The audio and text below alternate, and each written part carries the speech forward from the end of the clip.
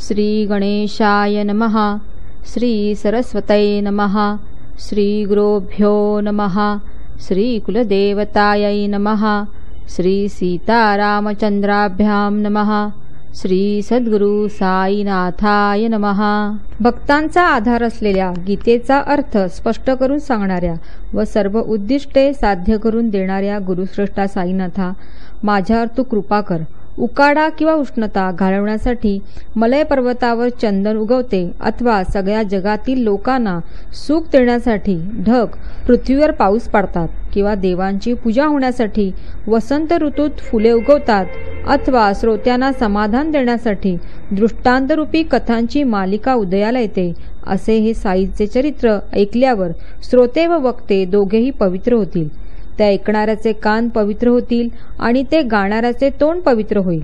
मागील अध्यायातील गीतेतील 4व्या अध्यायातील तद्विधी प्रणिप्रातेन या 34व्या श्लोकांचे निरूपण करताना अज्ञान दूर झाले की ज्ञान कसे आपोआप प्रगट होते हे सांगितले। भगवद्गीतेच्या समाप्तीला 18व्या अध्यायाच्या शेवटी 72व्या श्लोकात श्रीकृष्ण भगवानांनी अर्जुनाला येथपर्यंत निरूपण झाले त्यामुळे मोह दूर झाला का हा स्पष्ट प्रश्न केला। ज्ञान झाले का असे विचारले नव्हते। तशीच अर्जुनानेही माझा मोह आता खूप दूर पळून गेला अशी कबुली दिली। ज्ञानाची प्राप्ती झाली असे म्हटले नाही तर मोहाचा नाश झाला असे म्हटले। मोह म्हणजेच अज्ञान होय। दिसायला मात्र 2 शब्द दिसतात पण अर्थाने ते मुळीच वेगळे नाहीत, हे गीतेचा अर्थ जाणणाऱ्यांना माहीतच आहे। 11व्या अध्यायाच्या सुरुवातीला देखील अर्जुनाने श्रीकृष्णाला यक्त्वयोक्तम वचस्तेन मोहो अयम विगतो मम, म्हणजे तू जे काही मला सांगितलेस त्याने माझा मोह दूर झाला असेच सांगितले होते। आता चालू नवीन अध्यायात सुरुवातीलाच काही काकासाहेब दीक्षितांना बाबांनी शिर्डीला आणून कसे बसवले या आश्चर्यकारक घटनेचे स्पष्टीकरण चर्चा करूया। त्यांचा शिर्डीचा ऋणानुबंध व साईचा दृढ संबंध, या घटनेला निमित्त कारण कसा होता हे आता सुरुवातीपासून सगळे ऐका। काकासाहेबांच्या पुष्कळ गोष्टी सर्व लहान मोठ्या लोकांना माहीत आहेत, परंतु ते प्रथम शिर्डीला कसे आले ते सर्वांनाच ठाऊक नाही। पूर्वपुण्याच्या गोष्टीमुळे परमेश्वराची कृपादृष्टी होते आणि पुढे त्यामुळे सद्गुरूंची भेट होऊन शिष्याला आत्म्याचा अनुभव झाल्याने होणाऱ्या आनंदाची प्राप्ती होते। काकासाहेबांच्या या कथेसह हा अध्याय 3 गोष्टींचे वर्णन करील आणि त्यातील 3 भक्तांचा पुण्यकारक योग ऐकून श्रोत्यांच्या मनाला संतोष होईल। परमार्थ प्राप्त करण्यासाठी इतर कोटी उपाय केले तरी सद्गुरूची कृपादृष्टी झाल्या वाचून परमार्थ हाती येत नसतो। याविषयीची गोड कथा ऐकली असता श्रोत्यांची हौस पिटेल आणि त्यांच्या मनात आपले कल्याण साधून घेण्याची आवड उत्पन्न होऊन ती वाढीला लागेल। हा अत्यंत पवित्र अध्याय गुरुच्या भक्तांचे समाधान करणार आहे। श्रोत्यांनी आपल्या हितासाठी तो सावधान चित्ताने ऐकावा। काही हरी सीताराम दीक्षित जे काकासाहेब या नावाने प्रसिद्ध होते, त्यांची साईंचे भक्त प्रेमाने व आदराने आठवण काढत असतात। त्यांच्या पूर्वीच्या चरित्राचा वृत्तांत बहुश्रुत व रसिक श्रोत्यांना आनंद देणारा आहे, म्हणून ऐकण्याला उत्सुक झालेल्या भाविक भक्तांच्या सुखासाठी तो मी सादर करतो। इसवी सन 1909 पर्यंत ज्यांना पूर्वी साई हे नाव माहीत सुद्धा नव्हते तेच पुढे साईंचे परम व प्रसिद्ध भक्त झाले। विश्वविद्यालयातील शिक्षणानंतर कित्येक वर्ष लोटल्यावर एकदा नानासाहेब चांदोरकर लोणावळ्यास आले। दीक्षित त्यांचे जुने स्नेही होते। फार वर्षांनी त्यांच्या भेटी झाल्या आणि त्यांनी एकमेकांशी सुखदुःखाच्या गोष्टी केल्या। लंडन शहरात गाडीत चढताना पाय घसरून दीक्षितांच्या पायाला दुखणे आले होते, जे शेकडो उपाय करून थांबले नव्हते। बोलता बोलता सहज त्या दुखण्याची गोष्ट निघाली आणि नानांच्या मनाला त्यासाठी श्री साईबाबांची उपयुक्तता आठवली। ते दीक्षितांना म्हणाले, हा पायाचा लंगडेपणा संपूर्ण बरा व्हावा असे तुमच्या मनात आहे का? मग माझ्या गुरुच्या दर्शनाला चला। नंतर नानांनी खास आश्चर्याची गोष्ट म्हणून साईबाबांची सगळी माहिती व त्या संत शिरोमणीचा महिमा आनंदाने दीक्षितांना सांगितला। माझे माणूस कितीही दूर 7 समुद्रापलीकडे का असेना, मी त्याला चिमणीसारखा दोरी बांधून लगेच ओढून आणतो, असे बाबांचे नेहमीचे वचन होते। त्याला आणखी स्पष्ट करण्यासाठी नाना म्हणाले, आपण बाबांचे नसलो तर त्यांच्याकडून आपल्याला ओढून घेणे होणारच नाही आणि तुम्हाला त्यांचे दर्शनही होणार नाही। बाबांची हीच मोठी खूण आहे, तुम्ही आपणहून तेथे जाणे शक्य नाही। असो, असे साईबाबांचे वर्णन ऐकून दीक्षितांच्या मनाला समाधान वाटले आणि ते नानांना म्हणाले, मी बाबांचे दर्शन घेईन. माझ्या पायाच्या दुखण्याची काय किंमत? सगळा देहच नाश पावणारा असतो. पायाचे दुखणे वाटेल तितका काळ राहू दे की, मला त्याबद्दल काळजी नाही. तुमच्या गुरुच्या दर्शनाला मी जाईन. ते अत्यंत श्रेष्ठ मोक्षसुख मिळवण्यासाठी जाईन. येथील थोडक्या सुखाची मला इच्छा नाही. त्याची मी मागणी करणार नाही. ब्रह्मा वगैरे खरे सुख नसते, तेच एक अमौलिक सुख असते. मी तुमच्या गुरुचा सेवक होईन. तो याच अमौलिक सुखासाठी होईल. माझ्या पायाचा लंगडेपणा राहू दे, त्याची मला काही काळजी नाही. परंतु माझ्या लंगड्या मनाला ताळ्यावर आणा, हीच माझी प्रार्थना असेल. साधन करून करून मी फारच थकलो आहे, परंतु माझे मन स्थिर राहत नाही. ताब्यात ठेव म्हणावे तर नकळत निसटून जाते. मन आवरून कितीही दक्ष असले तरी नजर चुकून ते पळून जाते आणि मनाला आश्चर्य वाटते. तरी नाना, तुमच्या गुरूंचे मी मनापासून दर्शन घेईन आणि माझ्या मनाचे लंगडेपण घालवा, अशी मी त्यांना प्रार्थना करीन. या नाशिवंत शरीराच्या सुखाबद्दल जो उदास असतो व सदा टिकणाऱ्या अत्यंत श्रेष्ठ सुखाची ज्याला हौस असते, अशा भक्ताचा परमार्थ साधून देण्यातच साईबाबांना फार उल्हास वाटतो. धारासभेची निवडणूक हाच विषय सर्वांच्या तोंडी होता आणि जिकडे तिकडे सर्व ठिकाणी अनेक लोक त्या कामात गुंतले होते. काकासाहेब दीक्षितही आपल्यासाठी लोकांची मते आपल्या बाजूला मिळवण्यासाठी मित्रांच्या भेटी घेत असताना अचानकपणे अहमदनगर येथे पोहोचले. काकासाहेब मिरीकर नावाचे तेथील एक सरदार, ज्यांच्याशी दीक्षितांचा फार घरोबा होता, त्यांच्या घरी दीक्षित सुखाने उतरले. त्याचवेळी अहमदनगर येथे भरणाऱ्या घोड्यांच्या प्रदर्शनाच्या कामी नाना प्रकारचे लोक निमग्न होते. कोपरगावचे मामलेदार बाळासाहेब मिरीकरही त्या प्रदर्शनासाठी अहमदनगर शहरात हजर होते. ज्यासाठी दीक्षित आले होते ते सर्व काम आटोपले आणि आता शिर्डीला आपले जाणे कसे घडेल, कोण आपल्याबरोबर येईल याचा विचार चालू होता. येथील कार्यभाग उरकला आणि त्यांना शिर्डीची वाट डोळ्यासमोर दिसू लागली. साईबाबांचा दर्शनयोग घडावा हा एकच ध्यास त्यांना लागला. माझ्याबरोबर कोण येईल, बाबांच्या समोर कोण मला नेईल आणि त्यांच्या पायावर घालील, याचीच सारखी काळजी त्यांना लागली. निवडणुकीचे काम संपल्यावर शिर्डीला कसे जावे याची चिंता दीक्षितांना लागून राहिली आणि त्याबद्दल मिरीकरांना ते उत्सुकतेने विनंती करू लागले. काकासाहेब मिरीकर व त्यांचे चिरंजीव बाळासाहेब हे दोघेही दीक्षितांबरोबर कोणी जावे याची परस्पर चर्चा करू लागले. दोघांपैकी कोणीही एक गेल्यास आणखी कोणा सोबतीची जरूर नाही, तर दोघांपैकी नक्की कोणी एकाने जावे याचा अगत्याचा विचार चालला. मनुष्याच्या मानवी कल्पना असतात तर ईश्वराची दुसरी योजना असते. दीक्षितांच्या शिर्डीला जाण्याबद्दल वेगळीच अनपेक्षित घटना उद्भवली. इकडे दीक्षितांना अशी तळमळ लागली होती तर दुसरीकडे आपल्या भक्ताची प्रबळ इच्छा पाहून साई समर्थ कळवळले कसे आणि त्यांची चळवळ पहा. दीक्षित असे काळजीत विचार करीत असता अहमदनगरला माधवरावच आले आणि सगळ्या लोकांना आश्चर्य वाटले. माधवरावांना त्यांच्या सासऱ्यांनी अहमदनगरहून तार केली होती की तुमची सासू फार बेजार आहे, तरी लगेच सहकुटुंब भेटावयास यावे. तार येताच तयारी केली आणि बाबांची आज्ञा मिळताच ती दोघे चिखली स्टेशनावर गेली. 3 वाजताची गाडी गाठली आणि ती दोघे अहमदनगरास पोचली. टांगात जाऊन घराच्या दाराशी थांबला आणि दोघे खाली उतरू लागली. इतक्यात दैवयोगाने नानासाहेब पानसे व आप्पासाहेब गद्रे प्रदर्शनाच्या निमित्ताने त्या मार्गाने जात होते. अचानकपणे माधवराव टांग्यातून उतरताना त्यांच्या दृष्टीस पडले आणि त्यांना फार आश्चर्य वाटले.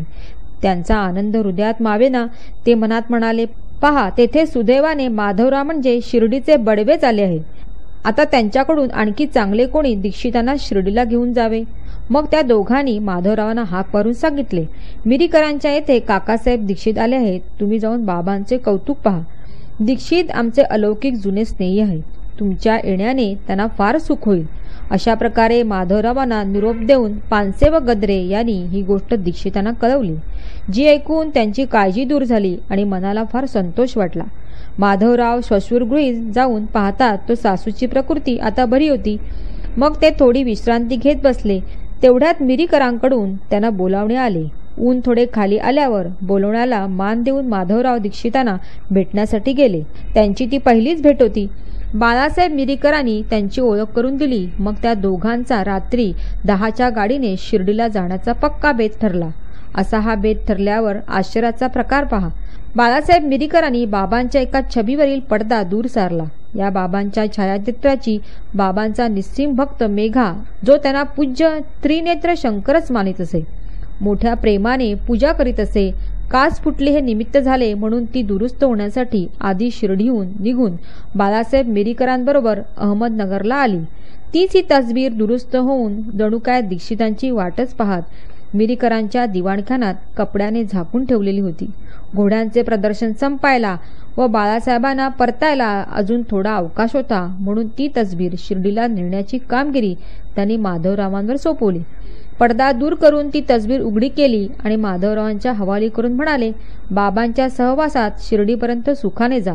तेव्हा ती सर्व मनोहर अंगे असलेली तसबीर प्रथम दृष्टीस पडल्यावर आनंदित झालेले काकासाहेब नमस्कार करून ती पाहू लागले. ती विचित्र घटना पाहून तसेच कल्पना नसताना ते रम्य पवित्र साई समर्थांचे छायाचित्र पाहून दीक्षितांचे डोळे थक्क झाले. ज्याचे दर्शन घेण्यासाठी मनात इच्छा धरली होती त्याची ही मूर्तिमंत प्रतिमा वाटेतच दृष्टीस पडली म्हणून दीक्षितांना अत्यंत आनंद झाला. तीही शिर्डीहून काकासाहेब मिरीकरांच्या घरी यावी आणि त्याचवेळी दीक्षित त्या ठिकाणी असावेत हा योग विचित्रच नाही का? दीक्षितांच्या मनात जसा भावार्थ होता तसा पुरवण्यासाठी त्या छबीच्या निमित्ताने साई समर्थच जणू काय मिरीकरांच्या सजनी आले होते. लोणावळ्याला नानांची जी भेट झाली आणि त्यांच्याचबरोबर जे बोलणे झाले तेथेच साई सद्गुरूंच्या आकर्षणाचे व भेटीचे बीज रोवले गेले. नाहीतर शिर्डीची ही छबी याच वेळी येथे का यावी? इतक्या वेळ या ठिकाणी झाकून का राहावी? असो असे पक्के ठरल्यावर ती छबी बरोबर घेऊन माधवराव व दीक्षित आनंदित मनाने निघाले. जेवणानंतर त्याच रात्री ते दोघेही स्टेशनावर गेले आणि दुसऱ्या वर्गाचे भाडे भरून तिकिटे बरोबर घेतली. 10चा ठोका कानावर पडला आणि आगगाडीचा आवाज येऊ लागला. आगगाडी स्टेशनात आल्यावर दुसरा वर्ग चिक्कार भरून गेलेला दिसला. असा प्रसंग पाहून दोघांना मोठी काळजी वाटली की आता वेळही थोडा राहिला तर काय सोय करावी बरे. या गर्दीपायी आपल्या ठिकाणी परत जावे आणि शिर्डीला उद्या जावे असा त्या दोघांनी निश्चय केला. इतक्यात अचानक गाडीचा गार्ड दीक्षितांना ओळखीचा दिसला आणि त्याने त्यांची पहिल्या वर्गात निश्चिंतपणे बसण्याची व्यवस्था केली. पुढे गाडीत बसल्यावर बाबांच्या मनसोक्त गोष्टी चालल्या. माधवराव कथारूपी अमृत सांगू लागले आणि दीक्षितांचे मन आनंदाने ओसंडू लागले. अशा प्रकारे वाटेत अनेक प्रकारच्या सुखाने वेळ चटकन निघून गेली आणि कोपरगावी गाडी पोहोचून ते दोघे मोठ्या आनंदाने खाली उतरले. इतक्यात त्याच वेळी नानासाहेब चांदोरकरांना स्टेशनवर अचानक पाहून दीक्षित आनंदाने भारून गेले आणि मग ते एकमेकांना भेटले. नानासाहेबही बाबांचे दर्शन घेण्यासाठी शिर्डीला निघाले होते. हा असा अनपेक्षित योग पाहून तिघांनाही मोठे आश्चर्य वाटले. मग ते तिघे टांगा करून बोलत चालत तेथून निघाले आणि वाटेत गोदावरी नदीत स्नान करून शिर्डीला येऊन पोहोचले. पुढे साईबाबांचे दर्शन होताच दीक्षितांचे मन विरघळले, डोळे अश्रूंनी भरले आणि आत्म्याची जाणीव झाल्याने होणारे आनंदरूपी पाणी भरपूर वाहून बाहेर पडले.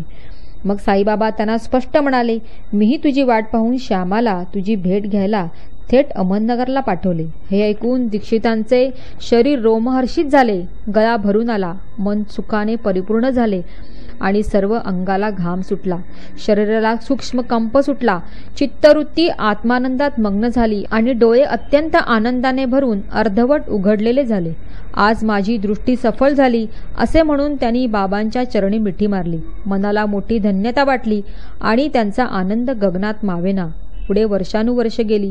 साईचरणी निष्ठा जडली, साईची कृपा प्राप्त केली आणि आपला देह त्यांच्या सेवेला लावला. सर्व प्रकारे चांगली सेवा करण्यासाठी वाडाही बांधला. शिर्डीत वारंवार पुष्कळ वस्तीही केली आणि साईचा महिमा वाढविला. सारांश सांगायचे म्हणजे साईबाबा आपल्या भक्तांचे विसाव्याचे स्थान आहेत. त्यांना ते अत्यंत सुख देतात. त्यांच्या दर्शनाची जो इच्छा मनात धरतो त्याची इच्छा ते पुरी करतात. चंद्राला चकोर पक्षी पुष्कळ असतात परंतु चकोर पक्षाला चंद्र एकच असतो. त्याचप्रमाणे मातेला मुले जरी पुष्कळ असली तरी त्या सगळ्या मुलांना आई एकच असते. सूर्याला कमुदिनी असंख्य असतात परंतु कमुदिनींना सूर्य एकच असतो.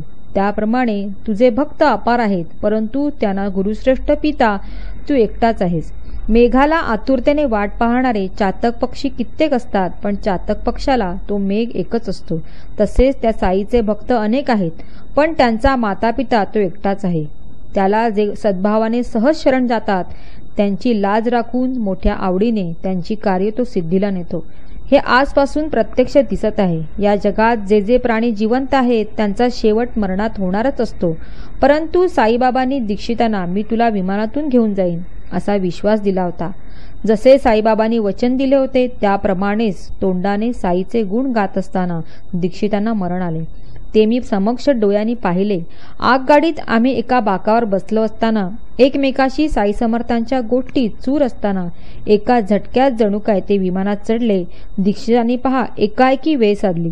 माझ्या खांद्यावर मान ठेवून अकल्पितपणे विमान गाठले आणि अमर्याद व शाश्वत सुख पावते झाले. नाही आला, नाही पीळ, नाही घरघर, नाही कळ. बोलता चालता सर्वांच्या देखत त्यांच्या शरीराची हालचाल बंद पडली. अशा प्रकारे मनुष्यत्वाची भूमिका सोडून दिली. आपल्या आत्म्यात आपली प्राणज्योत मिळवली. विमानमार्ग म्हणजे एका झटक्यात स्वस्वरूपी ती स्थापिली आणि आपली ती आत्मज्योत ब्रह्मज्योतीत विलीन केली. मरणसमयी दीक्षितांचे साईचरणी ध्यान लागलेले असल्याने त्यांचा देहाभिमान पूर्णपणे गळला होता. वृत्ती समाधान पावली होती आणि म्हणून त्यांचा देह पूर्णपणे कृष्णार्पण झाला.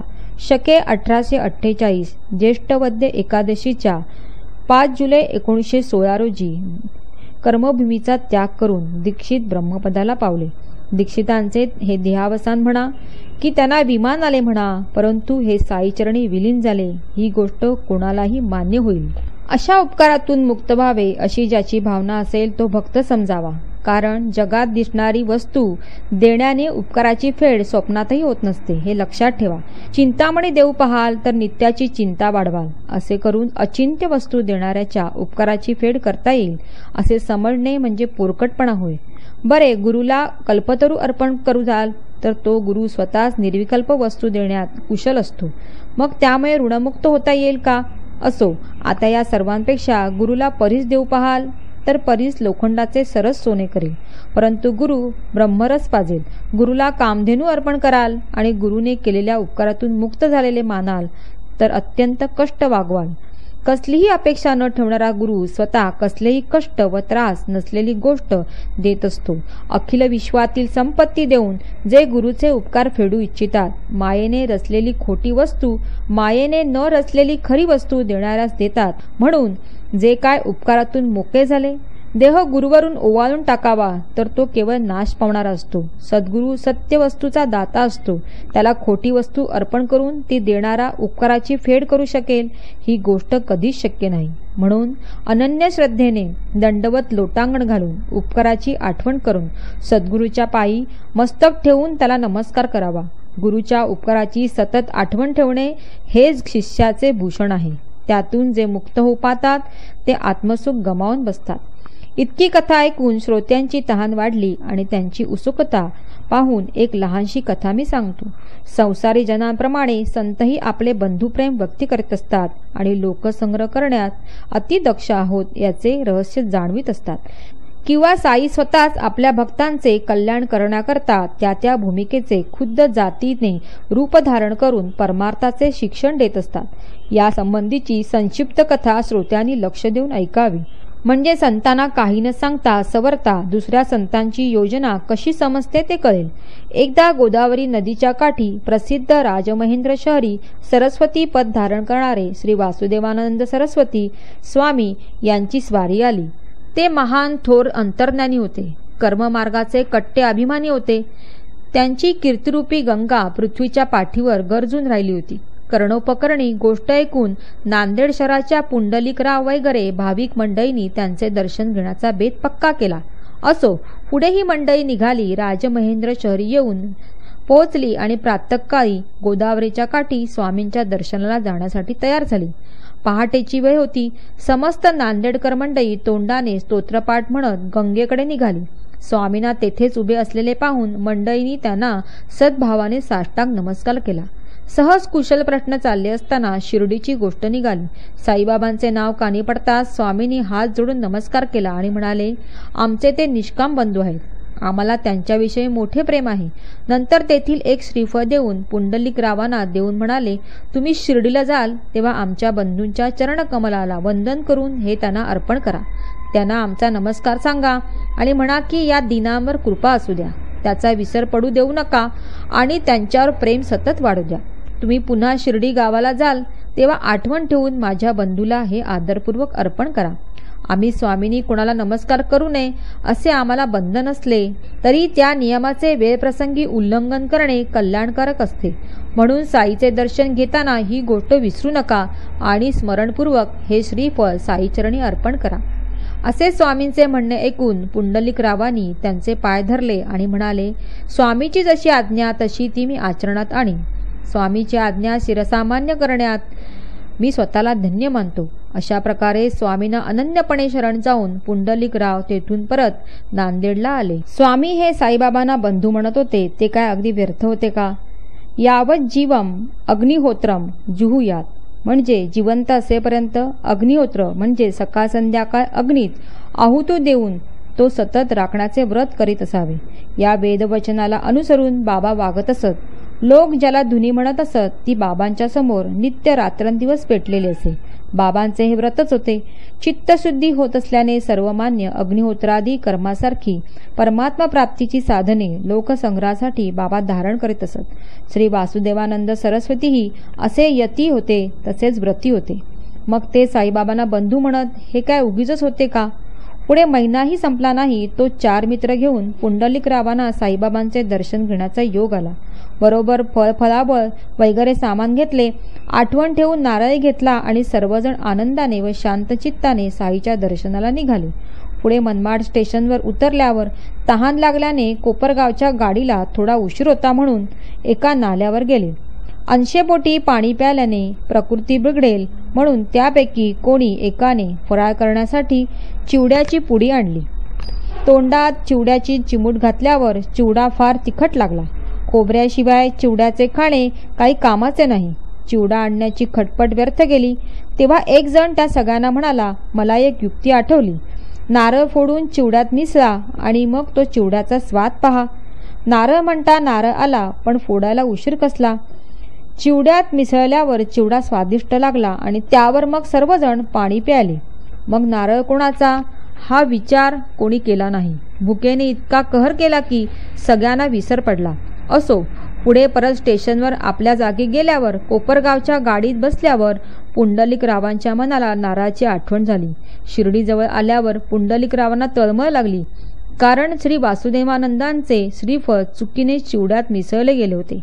अशा प्रकारे नारळ फुटल्याचे कळले आणि पुंडलिकराव फार घाबरून गेले आणि त्यांच्या अंगाला कंप सुटला. संतांचा अपराध घडला म्हणून त्यांना फार दुःख झाले आणि म्हणाले, केवढे हे पाप मी जोडले. आता स्वामींचे शाप माझ्या माथी पडतील. स्वामींच्या आज्ञेप्रमाणे मी करीन असे जे मी बडबडलो ते सारे फुकट गेले. श्रीफळाची अशी गत झाली आणि पाहता पाहता अशी फसवणूक झाली म्हणून पुंडलिकरावांचे चित्त आश्चर्याने तटस्थ झाले. ते विचार करू लागले, आता बाबांना काय देऊ, कशा रीतीने त्यांना समजावून सांगू, त्यांना मी तोंड कसे दाखवू. श्रीफळ गमावून बसलो ना मी. साईचरणी जे समर्पण होणार होते त्याचा फराळ झालेला पाहून पुंडलिकराव मनात खिन्न झाले आणि म्हणाले, हा तर संतांचा अपमान झाला. आता बाबा जेव्हा नारळ मागतील तेव्हा सगळ्यांची तोंडे उतरलेली असतील, कारण मनमाड येथे त्याचा फराळ केला याबद्दल त्यांच्या मनात खळबळ चाललेली असेल. आज नारळ जवळ नाही असे सांगावे तरी लाज वाटेल आणि खोटे सांगून तर भागणार नाही, कारण साई महाराज सर्वसाक्षी आहेत. असो, साईचे दर्शन घेऊन मंडळी सुखावली. त्यांचे डोळे आनंदाश्रूंनी भरले आणि त्या सगळ्यांचे चेहरे प्रसन्न झाले. आता आम्ही रात्रंदिवस बिनतारेचे संदेश पाठवतो आणि अभिमानाने याचा मोठा दिमाग दाखवतो, परंतु यासाठी अपार पैसा खर्च करून त्यांची ठिकाणे उभारावी लागतात. या संतांना मात्र अशी साधने लागत नसतात, मनानेच ते संदेश पाठवित असतात. स्वामींनी पुंडलिकरावांना ज्यावेळी नारळ दिला त्यावेळी पूर्वी त्यांनी हा बिनतारी संदेश साईबाबांना पाठवला होता. पुंडलिकरावांनी दर्शन घेताच साईबाबा आपणहून त्यांना म्हणाले, माझ्या बंधूंकडून आणलेली माझी वस्तू आण. त्यावर खिन्न झालेले पुंडलिकराव श्रीबाबांचे पाय धरून म्हणाले, काय सांगू मी, क्षमा मागितल्याशिवाय मला दुसरा उपाय नाही. नारळाची आठवण मला होती, परंतु पाण्याची तहान भागवण्यासाठी आम्ही जेव्हा ओढ्यावर गेलो तेव्हा त्याचा आम्हाला सर्वांनाच विसर पडला. तेथे चिवड्याचा फराळ करताना हाच नारळ फोडून मिसळला गेला, म्हणून आता दुसरे श्रीफळ आणतो, त्याचा आपण न रागवता स्वीकार करा. असे म्हणून श्रीफळ आणण्याकरता पुंडलिकराव उठू लागले. तो साईबाबांनी त्यांचा हात धरून थांबवले. त्यावर पुंडलिकराव आणखी बोलले, अजाणतेपणी माझ्याकडून विश्वास दाखवून फसवणूक घडली आहे. कृपाळू आपण मला पदरात घ्या. कृपावंत आपण मला क्षमा करा. मी आपला अतिशय अपराधी आहे. स्वामीसारख्या सज्जन साधूच्या वचनाचा अनादर करून जे मी आपणाला अर्पण करायचे ते फळ मीच खाऊन टाकले, हे तर संतांच्या मर्यादेचे उल्लंघन झाले. तेव्हा मी महान अपराधी आहे. कसा मी बेशरम झालो. हे पाप फेडण्याचा काही उपाय असेल का? मग घडलेली ही हकीकत ऐकून श्री साईनाथ हसून बोलले, व्यवस्थित ठेवता येत नव्हता तर हा नारळ हातात कशाला घ्यावा? तुम्ही माझी वस्तू मला न चुकता द्याल असे वाटून माझ्या बंधूने तुमच्या म्हणण्यावर अत्यंत विश्वास ठेवला. त्याचा परिणाम असा व्हावा का? हे असेच का भरवशाचे तुम्ही? माझ्या बंधूंची इच्छा पुरी झाली नाही. असेच का हे तुमचे काम?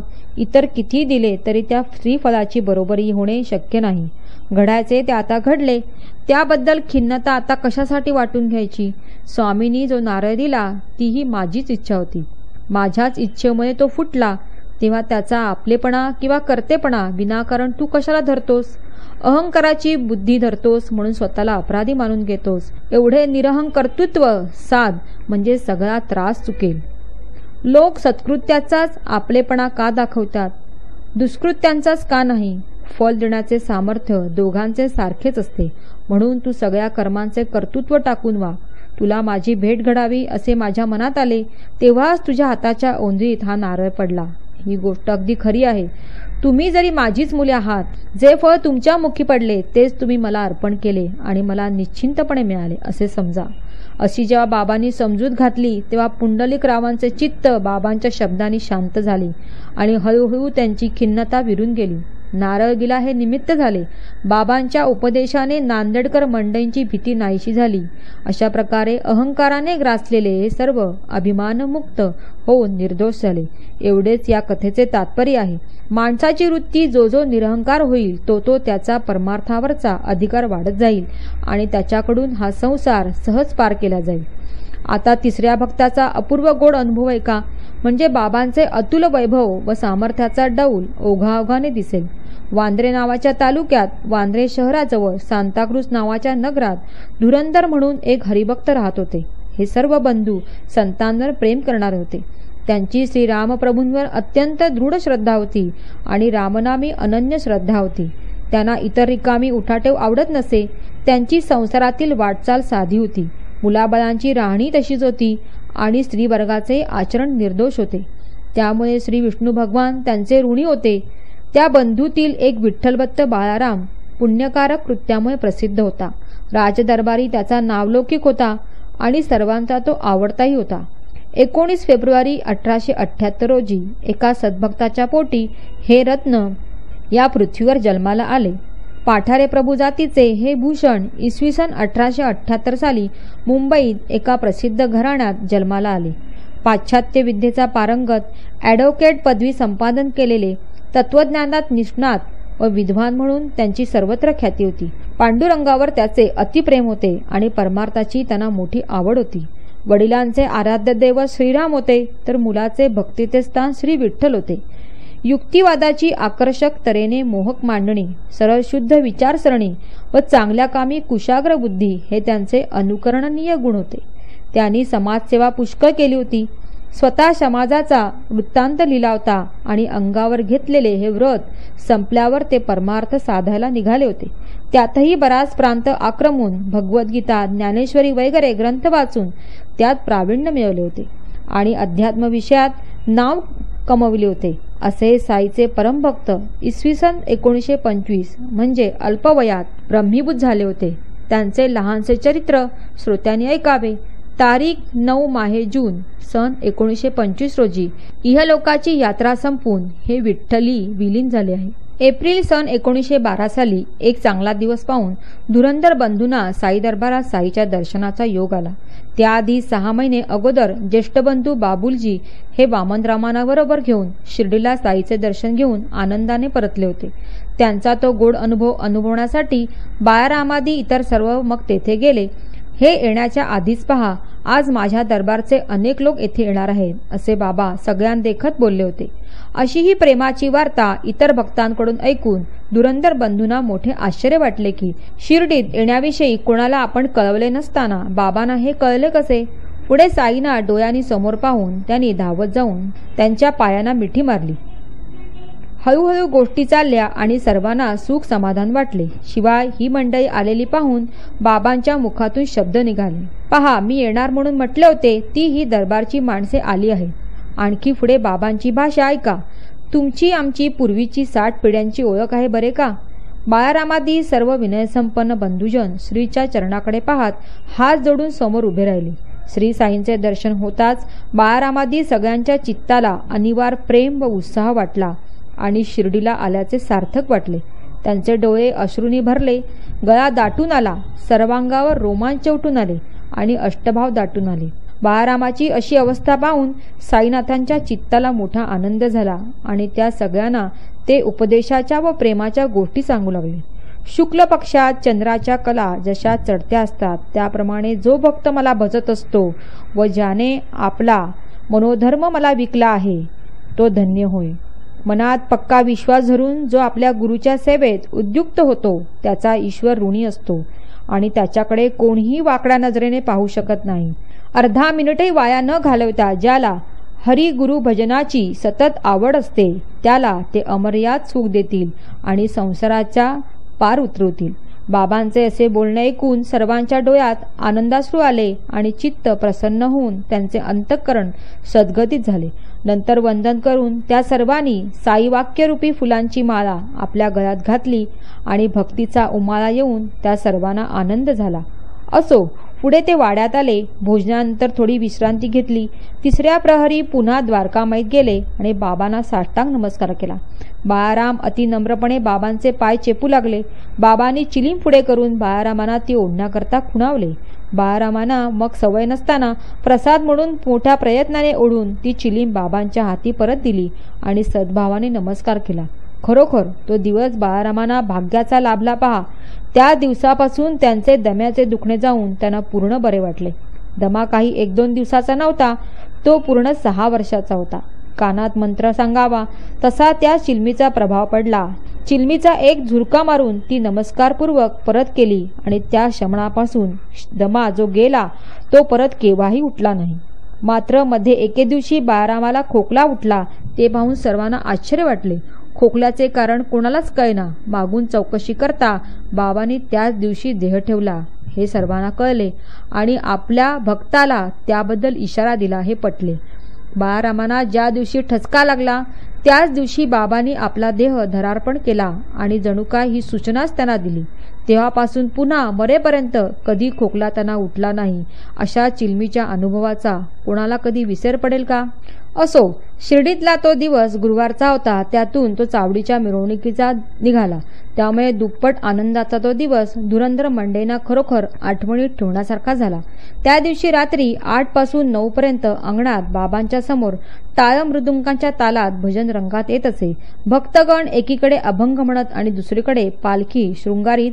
पालखी तयार झाल्यावर बाबा चावडीला जाण्यासाठी निघत. पूर्वी 37व्या अध्यायात या चावडीची अपूर्वता सविस्तरपणे वर्णिली आहे. पहा, तिचे येथे पुन्हा थोडक्यात वर्णन करतो. बाबा एक रात्र मशिदीत व दुसरी चावडीत काढीत असत. बाबांचा हा नेम सतत देहत्यागापर्यंत अखंडित चालला होता. चावडीचा सोहळा पाहण्यासाठी प्रेमळ बाळारामांना मोठी उत्सुकता होती. म्हणून त्यासाठी धुरंधर मंडळी तेथे चावडीच्या वेळी येऊन पोहोचली. शिर्डी क्षेत्राचे स्त्री पुरुष बाबांना बरोबर घेऊन उत्साहाने जय जयकार करीत चावडीवर जाण्यासाठी निघाले. ज्यांच्या अंगावर शोभेसाठी भरदरी वस्त्र घातले आहे, सुंदर दागिने चढवले आहेत आणि ज्यांचे नाव सुद्धा श्यामसुंदर आहे, असा जो बाबांचा घोडा पुढच्या बाजूला थैथै नाचत असे. शिंगे करणे तुताऱ्या वाजत असत आणि त्या शृंगारलेल्या श्यामकर्ण घोड्यांसह पालखीबरोबर भक्तांनी वेढलेले व डोक्यावर छत्र धरलेले श्री साई मिरवत चालत असत. भक्तजन हातात ध्वजपताका घेत, श्रींच्या डोक्यावर छत्र धरीत, मोर्चेलासह चौऱ्या ढाळीत आणि चारी बाजूला मशाली धरीत असत. चांगला आवाज करणारा मृदुंग घेऊन, टाळ घोळादी मधुर स्वरांची वाद्ये घेऊन भक्तांचा घोळका भजन करीत बाबांच्या दोन्ही बाजूंना चालत असे. असो, ती रम्य मिरवणूक जेव्हा चावडीच्या समोर येत असे तेव्हा बाबा थांबून उत्तरेकडे तोंड करून विधीपूर्वक काही हातवारे करीत. उजव्या बाजूला बाबांचा भगत आपल्या हाताने बाबांचा पदर धरीत असे आणि डाव्या बाजूला तात्या पाटील कंदील घेऊन चालत असे. आधीच बाबांचा चेहरा पिवळसर गोरा होता. त्यावर दिव्यादिकांचा प्रकाश मिसळला गेल्याने त्याला तांबे मिसळलेल्या पिवळ्या सोन्याप्रमाणे रंग येईल आणि सूर्योदयाच्या पूर्वी दिसणाऱ्या तांबड्या प्रकाशाने शोभू लागेल. धन्य त्या काळचे ते पवित्र दर्शन.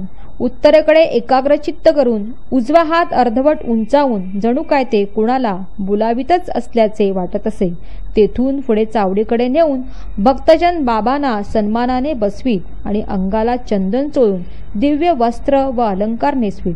कधी कलगी तुऱ्यासह पागोटे, कधी सुंदर मुकुट, तर कधी गहिऱ्या रंगाचा जरीकाठी फेटा डोक्यावर ठेवून मोहक भरजरी पोशाख चढवीत आणि गळ्यात प्रेमाने हिरे मोती व पाचूच्या माळा घालीत. कोणी बाबांच्या कपाळावर कस्तुरीचा सुंदर टिळा लावीत, तर कोणी पाय धुत आणि अर्धपाद्यादी पूजा अर्पण करीत, तर कोणी केशराची उटी लावीत आणि तोंडात विडा देत असत. नंतर जेव्हा 5 दिव्यांची पंचारती व कापराचे निरांजन घेऊन बाबांना ओवाळले जात असे, त्यावेळी जी शोभा दिसे त्याला उपमाच नाही. पंढरपुरास पांडुरंगाची मूर्ती ज्या दिव्य तेजाने शोभते, त्याच तेजाने साईचे मुखमंडल शोभत असलेले पाहून धुरंधर आश्चर्यचकित झाले. आकाशमंडलात चमकणाऱ्या विजेकडे पृथ्वीवरून कोणाला जसे पाहता येत नाही, तसेच साईच्या कपाळावर चमकलेल्या तेजाने त्या सर्वांचे डोळे दिपले. पहाटे काकड आरतीला धुरंधर मंडळी गेली, तेथेही बाबांच्या मुखांवर तेजाची ती स्थिती पाहिली. तेव्हापासून बाळारामांची साईचरणी जी अत्यंत निष्ठा जडली, ती मरेपर्यंत किंचितही ढळली नाही. हेमाडपंत साईच्या चरणी शरण आले आहे. पुढील अध्यायात ग्रंथ पूर्ण होईल आणि सिंहावलोकन होऊन वर्णिलेल्या गोष्टींचा पुन्हा विचार होईल. माझ्याकडे आता शेवटचे लक्ष द्या. सर्वांचे कल्याण असो. अशा प्रकारे संत व सज्जन यांनी प्रेरणा केलेल्या भक्त हेमाडपंत यांनी रचलेल्या श्री साई समर्थ यांच्या सत्यचरित्राचा भक्त त्रयवृत्त कथनम नावाचा 51वा अध्याय समाप्त झाला. श्री सद्गुरू साईनाथांना अर्पण असो. सर्वत्र मंगल असो. हा अध्याय सौ साधना